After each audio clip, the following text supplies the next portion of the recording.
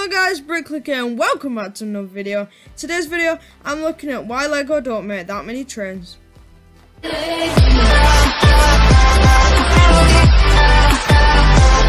welcome to the video everybody, I hope you're having a great day. So in today's video, I'm going to be looking at why LEGO isn't producing as many trains as a lot of people wish.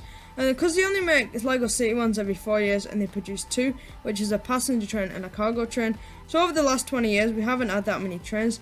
Then we do get the occasional train in other themes like the Hogwarts Express or the train for Creator, the orange one, Horizon Express. But these trains aren't power functions, so they're not as good as they could be.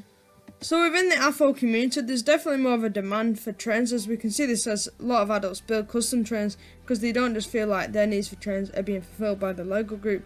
So I think the LEGO group could make some AFO trains like more of the Horizon Express, because that did sell very well and goes for a lot on the aftermarket now. But that could be coming out as a remake in a few weeks or a few years time, so I'll do a video on that in a few weeks.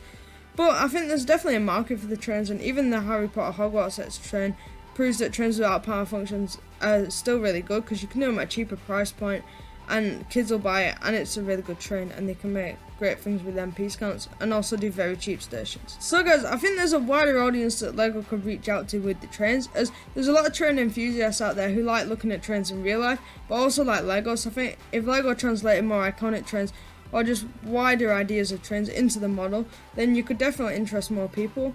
But I think that the main reason LEGO don't make as many as they do is the price, because as you can see with the cargo train, it's around £160 and something like $230 in the US. So that's a lot of money, and it's not really kid friendly because they're not just going to be able to buy it for their pocket money. And when you get the actual train, you don't really feel like you're getting a lot for your money, because it's just a loop track and then the train, because the main cost is the power function that drives it up. But I think maybe they could do like an A4 series where they do iconic trains on display case, almost like Brickhead in that kind of uniform style, and then I think that could definitely bring new people into LEGO, but also expand LEGO's wider range. And they could do that with cars, as we've seen with the Creator Expert cars, and they've sold a lot well, and there's definitely a lot more interest in trains as well as cars for the LEGO community. So I heard a story a few months back about a person who was in the LEGO store just doing a normal shop looking for some LEGO, and they heard two people by the LEGO City section who were looking at the trains and thought it was such a limited selection, as I think there was only 2 trains on the shelves at this time, and there was a guy called Alan apparently,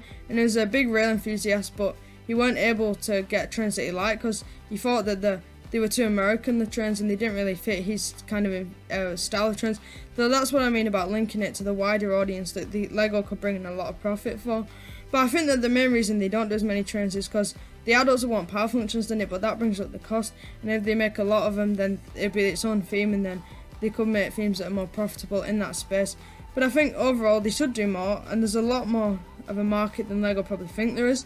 I'm going to pop a poll up top and say, would you like more LEGO trains? And also another one just below that saying, would you like LEGO power functions in all the trains, or would you be happy to have some that weren't in power functions? Because I think the Hogwarts Express is a great example of that, as I mentioned earlier on in the video.